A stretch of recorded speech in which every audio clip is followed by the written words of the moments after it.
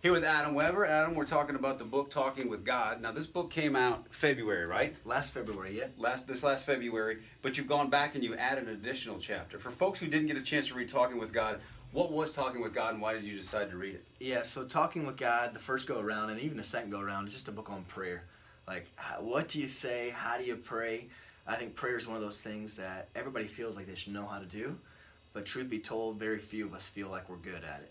Okay. And so just like a simple approach. I'm about as lighthearted as they come. I'm not too uptight. I'm just a guy who's a work in progress myself. So just talked about what does it mean and look like to talk with God.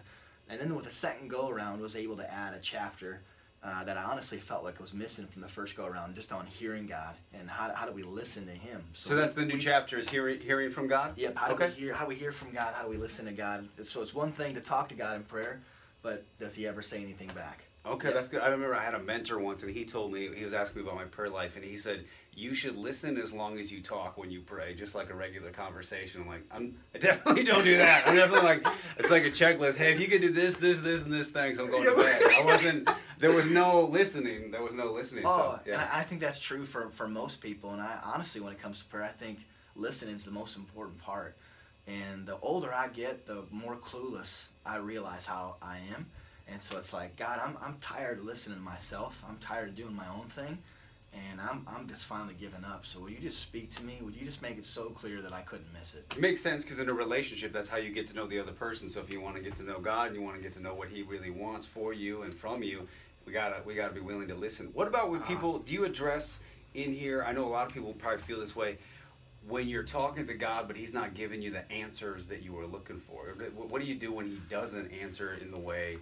Gosh, and I think that happens a lot. Somebody actually said the other day, God responds three ways: yes, no, and wait. And I was like, gosh, I've had a lot of that myself. And I think in those times, to continue asking, I don't think God gets annoyed with us. Like, God, I'm like the next day waking up, like, what am I supposed to do in this relationship? What am I supposed to do in this and that?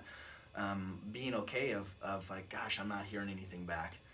With that, though, another thing I would say is even talking with friends. I think all throughout Proverbs it talks about the wise person is the one who listens to advice from others and listens to the counsel from others.